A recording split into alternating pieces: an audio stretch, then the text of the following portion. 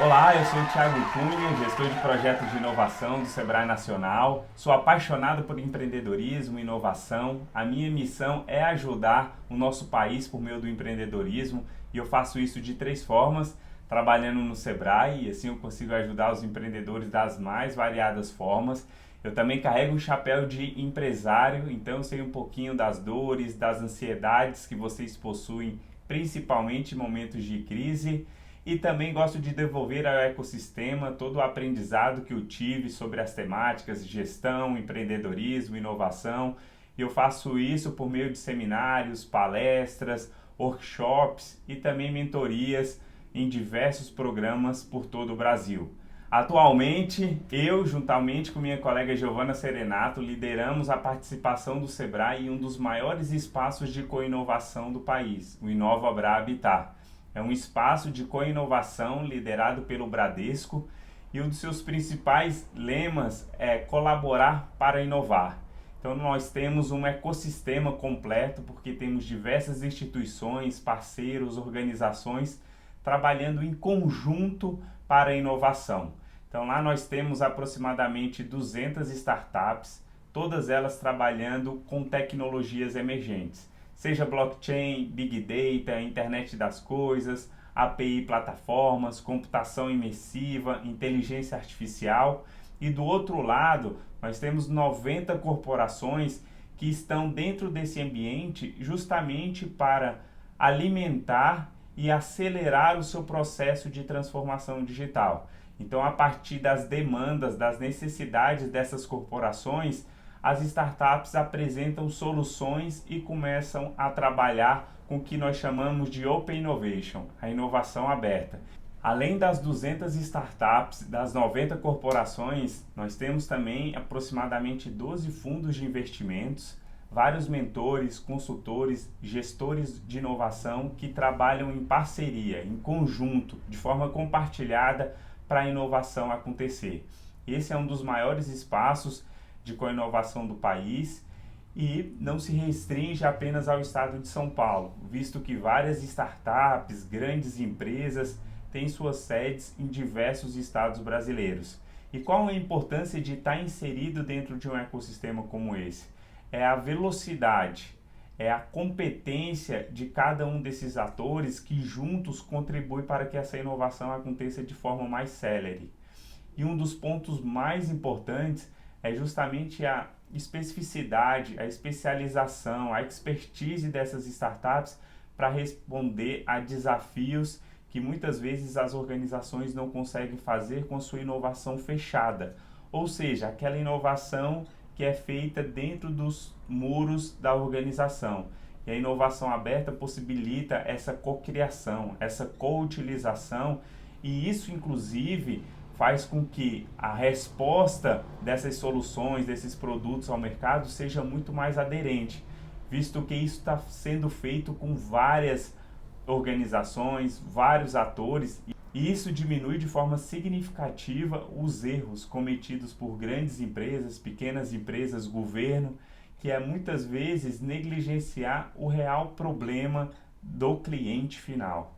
E aí vem essas organizações, essas startups, ajudando essas grandes empresas a focarem efetivamente no problema e não na solução. Então, levantar de forma bem sistêmica e esgotar realmente qual que é aquele problema e a partir disso eu venho com a solução, eu venho com o remédio. Mas primeiro eu preciso diagnosticar muito bem qual que é a dor, qual que é a necessidade daquele cliente para eu intervir de forma assertiva, eficaz, ou seja, com qualidade, de forma eficiente, sempre fazer mais com menos e de forma efetiva, que é alcançar os objetivos propostos dentro do escopo do projeto. Então é um espaço magnífico e fica o convite aqui para vocês, quando estiverem em São Paulo, para a gente tomar um café, para a gente tomar um chopp dentro do espaço, conversar sobre inovação e para vocês também conhecerem soluções de startups e se aproximar de grandes empresas para poder aprenderem e compartilharem o que vocês sabem sobre inovação. E falando em inovação, ecossistema de inovação, eu costumo dizer que para você inovar, você não precisa ser nem muito menos ter. Você precisa querer. Isso vale para qualquer instituição, para qualquer governo, em qualquer esfera da nossa sociedade. E eu fiquei muito feliz quando eu fui convidado para fazer esse vídeo para Castrolanda e eu vi nos valores de vocês a palavra criatividade. E essa certamente é um input para a inovação acontecer. É o primeiro passo.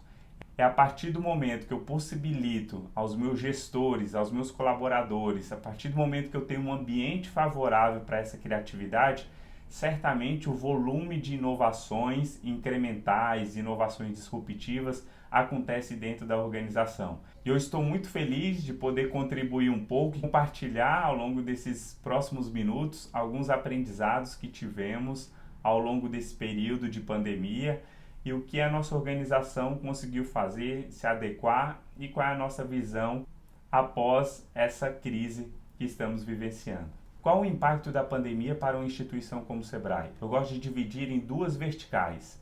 A primeira, um olhar para dentro, ou seja, para os processos e para as pessoas. E o segundo ponto é um olhar para os pequenos negócios, o principal público do Sebrae. Hoje no Brasil, mais de 99% dos empreendimentos são pequenos negócios e juntos eles somam mais de 54% dos empregos formais no Brasil. Então a gente divide em dois momentos e eu vou começar falando sobre um olhar para dentro, ou seja, para os processos e para as pessoas. A primeira adequação, a primeira ação do Sebrae foi a preocupação com os colaboradores. Então pensar na saúde em primeiro lugar. Então, os colaboradores estando bem, com saúde, a gente consegue dar resposta, ser criativos, ser inovadores e pensar em soluções para os pequenos negócios. Então, a preocupação com a saúde foi o primeiro ponto, de forma bem louvável. Rapidamente, todos os Sebrais estavam trabalhando remotamente. O Sebrae Nacional, especialmente, tem uma estrutura de um serviço médico à disposição, então, no momento inicial que as pessoas ainda estavam trabalhando, o serviço médico estava preparado para atender as pessoas, principalmente aquelas mais vulneráveis e que tinha algumas situações, principalmente relacionadas à família, grau de risco em relação à Covid-19. Um outro ponto também foi logo depois uma assessoria tanto esportiva quanto nutricional, para poder acompanhar os colaboradores durante o período de quarentena.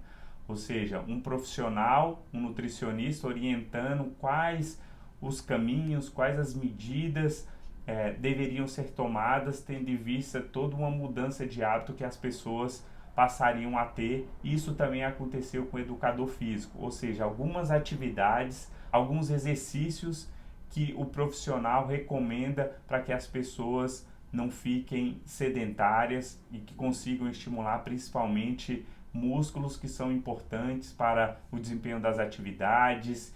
A outra medida foi a utilização de uma plataforma única para poder gerenciar o trabalho remoto de todos os colaboradores. E isso é um ponto interessante porque nós já tínhamos a solução, só que ninguém utilizava essa solução. Então, a partir desse momento, dessa necessidade do trabalho remoto de todos os colaboradores, passou-se a utilizar a plataforma Teams da Microsoft e todas as reuniões, todas as conversas, todas as atividades, todos os trabalhos começaram a ser inseridos dentro da plataforma do Teams. Ou seja, a gente conseguiu organizar de uma forma bem rápida, todos conseguiram se adequar a utilizar apenas uma plataforma, a conversar e assim evitamos muitas mensagens pelo WhatsApp, muitos e-mails. Então aconteceu uma mudança muito drástica da quantidade de e-mails que eram enviados e hoje são armazenados e são organizados dentro dessa plataforma. Então um aumento de eficiência, um aumento de produtividade. Essas medidas, apesar de simples, foram muito efetivas.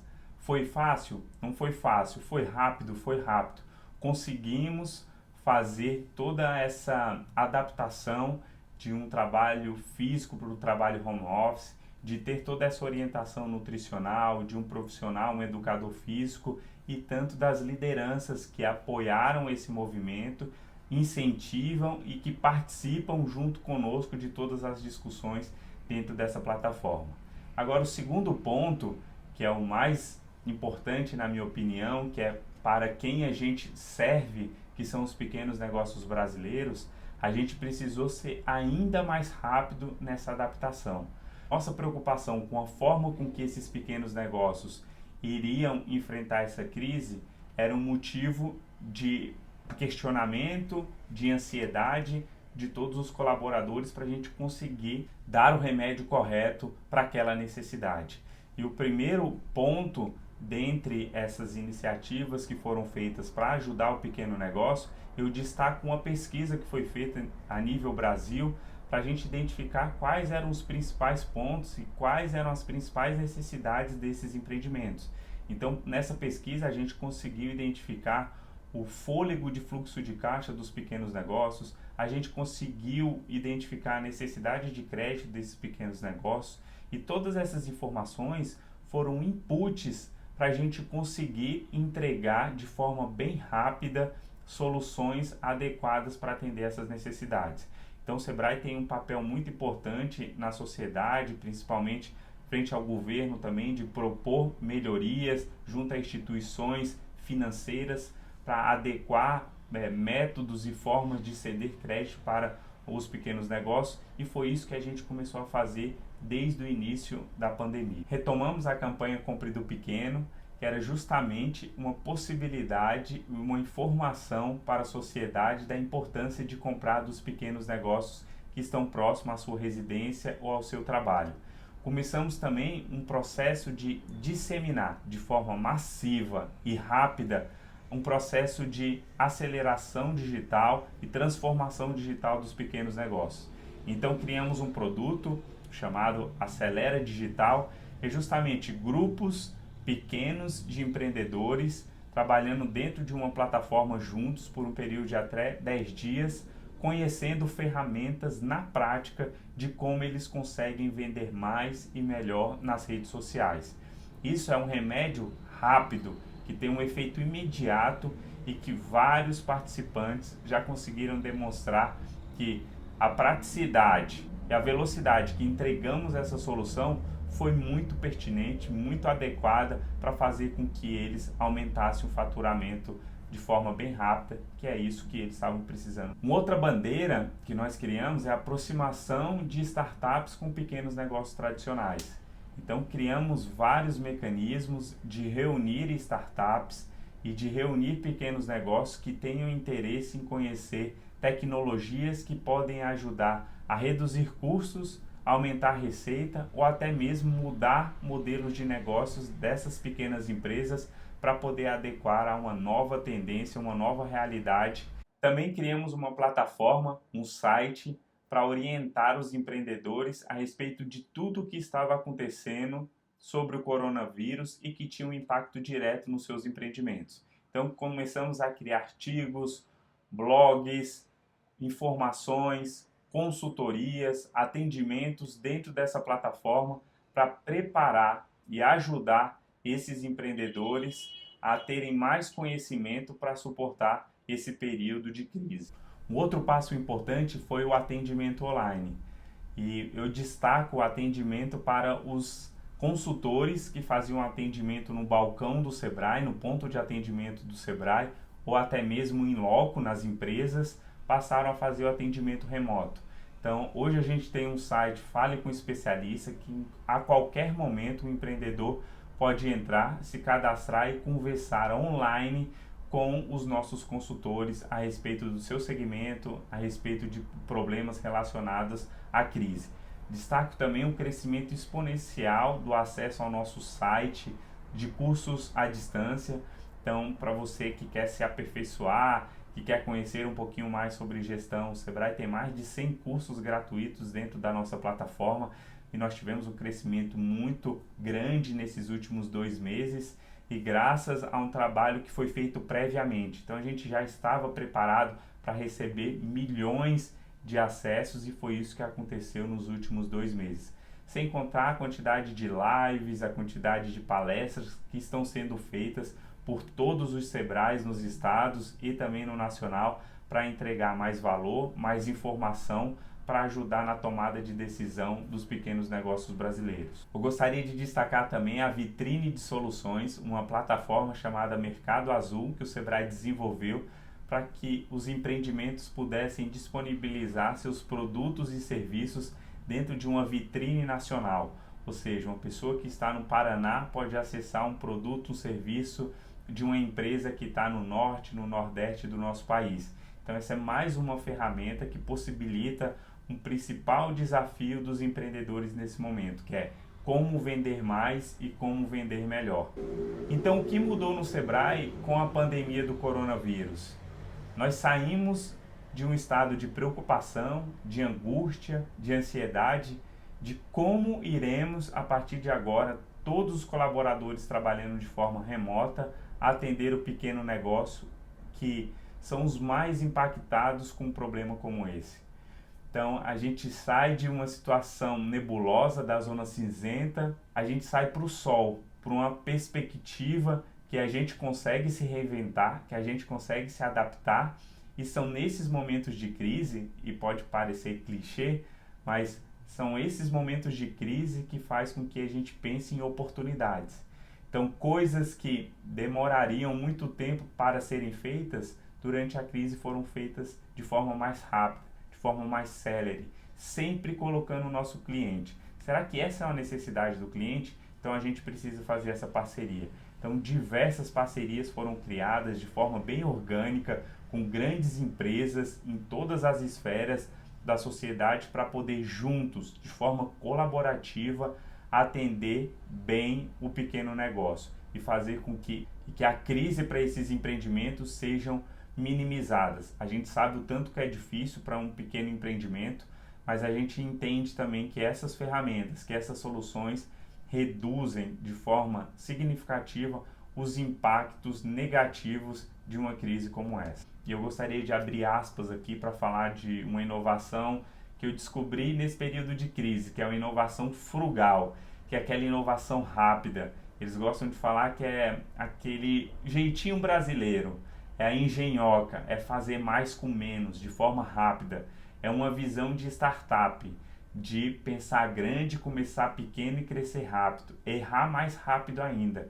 Então isso a gente conseguiu implementar de forma significativa, ou seja, o que o pequeno negócio precisa? Ele não precisa de curso de 20 horas, ele não precisa de curso de 30 horas, ele precisa às vezes de 3 encontros, como foi o Acelera Digital, mas que ele vai conseguir utilizar uma ferramenta, ele vai conseguir colocar o produto dele na internet e ele vai conseguir ter mais receita, ou redução de custo, ou a criação de um modelo de negócio a partir de uma iniciativa muito bem orquestrada, atendendo uma necessidade do cliente, e esse é o ponto muito importante. Então, acelerar um processo de transformação digital dentro do Sebrae foi importante também, porque todas essas medidas culminam num objetivo de ser mais rápido, de colocar o cliente no centro, mas um olhar também nosso para uma visão de que conseguimos ajudar os pequenos negócios no processo de digitalização. Eu não vou usar a palavra transformação digital para os pequenos negócios, porque é muito mais do que a digitalização. Esse é um ponto importante. Falar em transformação digital, a gente está falando muitas vezes de uma cultura de mudança, que não é uma mudança de cultura, nem uma cultura muda de uma hora para outra, é um processo, e isso muitas vezes demora muito tempo, e não tem a ver apenas com o digital. Tem a ver com as pessoas, tem a ver com mindset, tem a ver com look set. Muita gente fala da forma de pensar, mas eu gosto de falar da forma de olhar, porque o primeiro, antes do modelo de pensar, é o modelo de se olhar. A gente, como inovadores, a gente precisa olhar a inovação de uma forma diferente, olhar para tudo que está ao nosso redor de forma diferente. É a partir disso que a gente vai criar input para poder fazer uma inovação, para isso ser processado dentro do nosso modelo mental.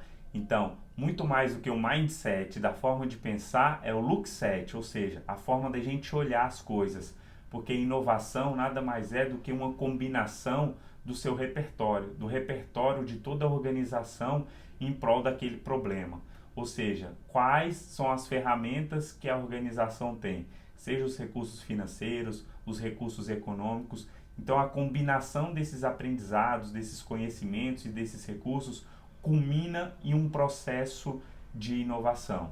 Eu tenho uma frase também que é: a inovação, para mim, é o ápice de um processo de investigação, validação, criação e implementação de uma solução no mercado. Então, ainda não chegamos ao final dessa pandemia, mas certamente as organizações não serão mais as mesmas. Eu estou falando de pequenos empreendimentos, médios e grandes empresas que começarão a pensar em novos modelos de negócio, estarão mais preparadas para as adversidades. Como será o mundo e o Brasil após essa pandemia?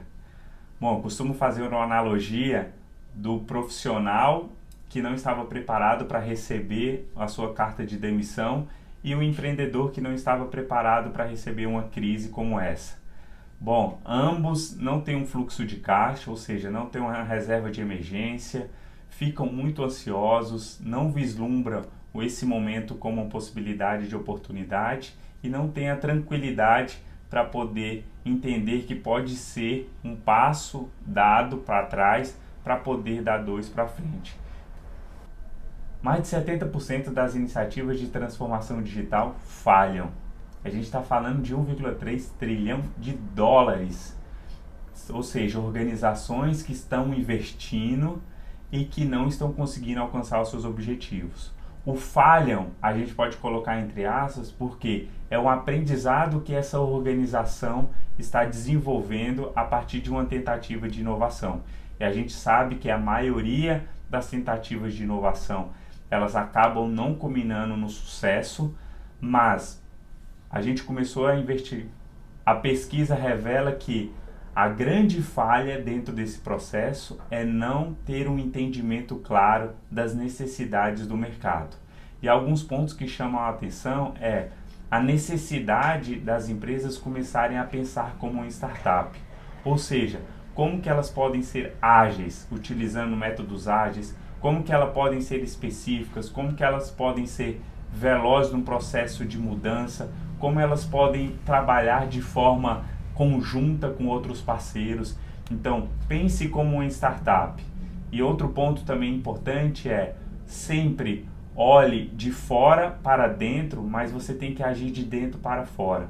Esse olhar de fora para dentro é olhar com o chapéu do cliente, ou seja, qual a dor que esse cliente vivencia, qual que é a dor desse mercado e como que eu posso atender essa necessidade, como eu posso atender essa demanda desse mercado. Um outro ponto importante também é valorizar os colaboradores internos. E muitas empresas começam a trazer muitas pessoas de fora, achando que isso vai ser a solução para o problema ou que isso vai culminar em melhores e maiores inovações. E o grande diferencial é capacitar, é preparar, é estimular e promover um ambiente estimulante para os colaboradores, para que eles possam pensar de forma colaborativa, mais integrada, mais compartilhada e que as ideias possam ser o início para a implementação de projetos, desafios e resolução de problemas estruturantes dentro da empresa. Um case super interessante que eu gosto de mencionar é o case da banda Metallica. Esse é um ponto super interessante porque foi uma forma que a banda encontrou para identificar qual que é a necessidade do cliente. Então, a partir de um entendimento da base de informações do Spotify, a banda Metallica consegue mudar, adaptar o seu setlist, o seu repertório de shows para cada país onde eles irão fazer a turnê. E olha que interessante, sem eles perguntarem absolutamente nada para os clientes, ou seja, sem fazer um Google Docs e encaminhar para uma massa de clientes em uma determinada região, eles simplesmente analisaram o banco de dados do Spotify e conseguiram fazer essa adaptação para todos os países que eles irão fazer a turnê. E aí ele consegue entregar valor no show e as pessoas certamente conseguem ter uma experiência diferenciada. Eu imagino que os clientes saiam do show Como que a banda Metallica sabia que eu gostava de todas essas músicas? Então, para você conseguir fazer a inovação acontecer, muitas vezes você não precisa perguntar para o cliente.